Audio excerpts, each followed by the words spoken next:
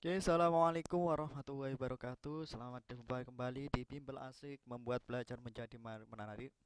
Oke, pada pertemuan kali ini saya akan membahas tentang perkembangbiakan tumbuhan. Ya, kita akan mempelajari tema satu ya di kelas 6, selamatkan makhluk hidup, yaitu muatan dengan muatan mapel, ilmu pengetahuan alam atau IPA. Nah, fokus dari pembahasan ini adalah tentang perkembangbiakan tumbuhan. Secara umum, ya, sebagaimana makhluk hidup, salah satu ciri makhluk hidup yang adalah berkembang biak untuk melestarikan jenisnya. Seperti manusia dan hewan, tumbuhan juga perlu berkembang biak untuk melestarikan jenisnya agar tidak punah. Nah, ini adalah mind map ya perkembangbiakan tumbuhan. Ya, yang pertama adalah vegetatif, yaitu perkembangbiakan yang tak kawin. Yang kedua adalah perkembangbiakan generatif, yaitu melalui perkawinan. Perkembangbiakan vegetatif sendiri, perkembangbiakan vegetatif sendiri ya dibedakan menjadi dua, yaitu perkembangbiakan alami, yaitu yang secara alami tidak kawin tapi secara alami dilakukan oleh tumbuhan itu sendiri. Sedangkan yang kedua adalah perkembangbiakan vegetatif buatan, yaitu dibantu oleh manusia ya. Seperti apa nanti kita akan bahas satu persatu. Oke, selanjutnya perkembangbiakan vegetatif pada tumbuhan, yaitu perkembangbiakan secara tidak kawin pada tumbuhan. Nah, seperti pada gambar ini ya, misalnya ada anak-anak mungkin sudah pernah melihat tanaman bawang merah, bawang putih, pisang dan sebagainya ya. Perkembangbiakan vegetatif ya, perkembangbiakan vegetatif adalah cara perkembangbiakan tumbuhan tanpa melalui proses penyerbukan. Nanti kalau melalui proses penyerbukan, nah ini nanti adalah proses perkembangbiakan secara generatif. Perkembangbiakan vegetatif hanya melibatkan satu induk saja. Iya, ya. Jadi, kemudian makhluk hidup baru berasal dari bagian tubuh induknya. Karena itu makhluk hidup baru memiliki sifat yang sama dengan induknya. Nah, sekarang jadi perkembangbiakan vegetatif ya, secara alami yang pertama adalah membelah diri. Nah, ini ya, tumbuhan yang berkembang biak membelah diri contohnya adalah ganggang hijau. Nah, ini foto gambarnya. Yang kedua, spora. Nah, spora perkembangbiakan secara vegetatif alami secara spora, yaitu seperti yang terjadi pada tumbuhan paku dan lumut dan jamur. Kalau tumbuhan paku biasanya itu letaknya di bawah daun. Nah, itu. Kemudian yang ketiga adalah rizoma atau akar tinggal. Tumbuhan yang berkembang biak dengan cara ini antara lain adalah jahe, ya, kunyit, temulawak, lengkuas, dan kencur. Ini adalah tumbuhan ya, yang berkembang biak tanpa kawin, dia hanya menggunakan akar tinggal. Nah, contohnya tumbuhan-tumbuhan ini jahe, kunyit, temulawak, lengkuas, dan kencur. Tentu anak-anak sekalian tahu tumbuhan-tumbuhan ini biasanya yang dimanfaatkan untuk jamu, bumbu masak, bumbu dan bumbu masak dan jamu, misalnya kencur. Yang keempat adalah umbi lapis. Ya, perkembangbiakan umbi lapis yaitu umbi yang terdapat pada bawang merah ya, seperti ini. Nanti dia akan ketika muncul ini akan muncul lagi nanti kalau hidup. Ya, contoh bawang merah, bawang putih dan bawang bombay. Ini ada pertumbuhan yang berkembang biak secara vegetatif alami melalui umbi lapis, bawang merah, bawang putih dan bawang bombay. Dan juga ada ya, bunga bakung. Selanjutnya umbi batang. Contoh tumbuhan yang berkembang biak dengan umbi batang adalah kentang, umbi jalar, kalau orang desa bilangnya, kalau orang Jawa bilangnya bolet ya, itu ya. Ini umbi jalar. Nah, nanti umbi ya, umbi batang ini ya umbi yang muncul pada ininya ya, seperti di gambar ini. Ini adalah contoh kentang ya. Jadi muncul seperti tunas, mata tunas di sini. Ini namanya bukan tunas tapi namanya adalah umbi batang. Ada lain yang misalnya gembili, ya. Kalau anak desa mungkin paham ya, gembili. Kemudian umbi akar contohnya adalah singkong, wortel, dan lobak, ya. Kemudian selanjutnya nomor 7 adalah geragi atau stolon, contohnya adalah stroberi, semanggi, dan suket, rumput teki atau suket teki ya. Dia berkembang biak melalui geragi stolon.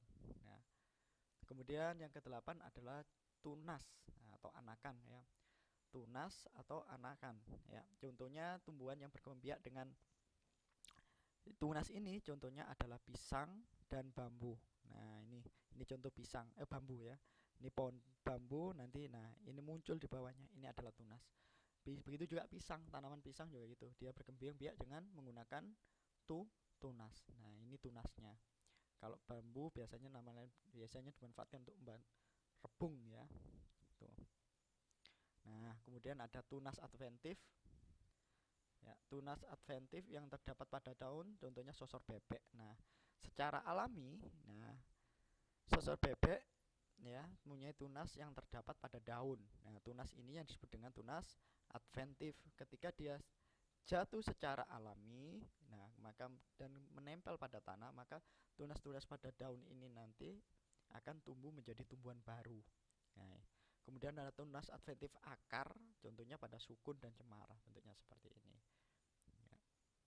Demikian 8 ya, perkembangbiakan secara vegetatif alami, yaitu ini tadi mulai vegetatif alami yang mulai dari saya review lagi. Jadi ini adalah perkembangbiakan tanpa kawin ya, yang dilakukan oleh tumbuhan itu secara alami tanpa bantuan manusia. Ini yang pertama membelah diri, kemudian yang kedua spora, yang ketiga akar tinggal atau rizoma, yang keempat umbi lapis, dan kelima umbi batang, keenam umbi akar, ketujuh geragi atau stolon, dan kedelapan tunas saja atau anakan, dan ke-8 ada tunas adventif. Nah, sekarang perkembangbiakan secara vegetatif buatan, yaitu perkembangbiakan secara tidak kawin ya, yang dilakukan dengan bantuan manusia, namanya juga buatan. Nah, contohnya yang pertama adalah mencangkok.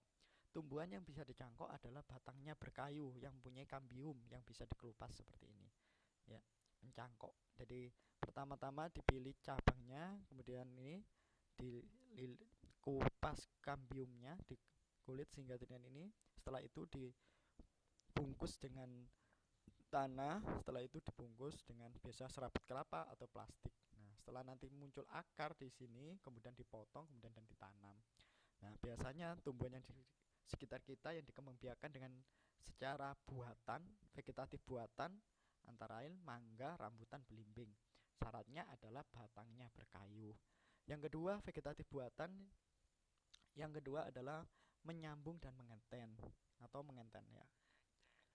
Ya, ini sambung pucuk ya istilahnya. Ada yang ini seperti ini tibuk ya. Yang silang ini dua jenis ya. Misalnya yang bawah ini mangga kepodang, yang atas ini mangga ya, mangga ya, mana lagi misalnya. Nah, maka kalau nanti supaya pengen menghasilkan mangga mana lagi, maka dari tumbuhan yang bawah ini, tumbuhan kepodang tadi, karena cuma diambil batang bawahnya saja, kemudian yang atas ini mangga mana lagi, maka nanti akan menghasilkan ya buah mangga mana lagi. Yang kedua adalah tanaman kopi dan bunga kamboja.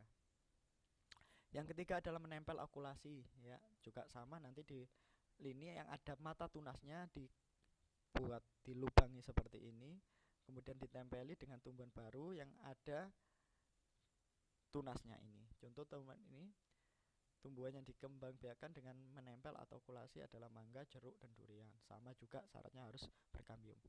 Yang keempat adalah stek batang. Nah, contohnya kalau stek itu dipotong kemudian ditancapkan ke dalam tanah, itu namanya stek. Contohnya adalah kalau kita menanam singkong atau ketela pohon, nah maka bagian-bagian singkong ini kemudian batangnya ini dipotong kemudian ditancapkan ke tanah. Nah, ini jadi seperti ini. Ini yang disebut dengan stek batang. Contohnya adalah ketela pohon atau singkong, kemudian tebu bisa juga sini dipotong kayak tebu satu dipotong menjadi banyak kemudian ditancapkan. Yang perlu diingat adalah jangan sampai terbalik, yang atas jadi di bawah, yang bawah di atas. Jadi tetap ikuti ya, ikuti apa yang ada. Jadi kalau bagian bawah dari singkong ini maka ditancapkan ke bawah, di bawah. Jangan sampai yang bagian atas ditancapkan ke bawah. Begitu juga pada tahun tebu. Sedangkan stek yang kedua adalah stek daun. Contohnya sesor bebek. Kalau sesor bebek, kalau dia itu jatuh secara alami, ya misalnya daun sesor bebek itu jatuh, kemudian jatuh ke tanah, maka dia akan berkembang biak secara alami, namanya tunas adventif. Tapi kalau yang memutus daun sosor bebek ini adalah manusia, kemudian diletakkan, yang meletakkan adalah manusia, maka ini yang disebut dengan vegetatif buatan atau vegetatif buatan stek daun ya. Contohnya sosor bebek dan sania. Kelima adalah merunduk ya. Merunduk itu membengkokkan batang cabang dari tumbuhan ini, kemudian ya ditindih, dipatoki biasanya, kemudian ditindih dengan tanah. Contoh tumbuhannya berkembang biak dengan cara merunduk adalah bunga alamanda, bunga mawar, dan bunga melati. Demikian tadi perkembangbiakan vegetatif, baik vegetatif alami maupun vegetatif buatan. Sekarang kita selanjutnya adalah perkembangbiakan secara generatif pada tumbuhan. Ya. Nah, perkembangan generatif adalah yaitu atau secara kawin. Ya. Bagaimana tumbuhan itu bisa kawin? Karena tumbuhan itu mempunyai bunga. Di bunga mempunyai kelamin. Kelamin pada tumbuhan adalah terdapat pada bunga. Yang jantan adalah benang sari, sedangkan betinanya adalah butik. Ini perkembangbiakan generatif membutuhkan proses penyerbukan antara sel jantan dan sel betina. Alat kelamin jantan pada tumbuhan adalah benang sari, sedangkan alat kelamin betina adalah disebut dengan butik. Nah, sebelum kita analogi ini, kita amati dulu bagian-bagian bunga. Yang berwarna merah tampak mencolok ini adalah mahkota. Fungsinya ini biasanya untuk menarik serangga supaya mendekat. Yang kedua, ini adalah benang sari. Yang panjang ini adalah tangkai sari. Nah, kemudian yang ini adalah butik. Nah, ini adalah kelamin sebagai kelamin betina, sedangkan benang sari ini adalah kelamin jantan. Ini kemudian ada kelopak. Kelopak ini fungsinya untuk melindungi bunga ketika masih kudup sebelum mekar. Yang keempat ini, kelima ini adalah tangkai. Dia adalah fungsinya untuk menghubungkan antara bunga dengan batang. Ya. Berdasarkan hasil sebut sari, penyerbukan menjadi 4, yaitu yang pertama adalah penyerbukan sendiri.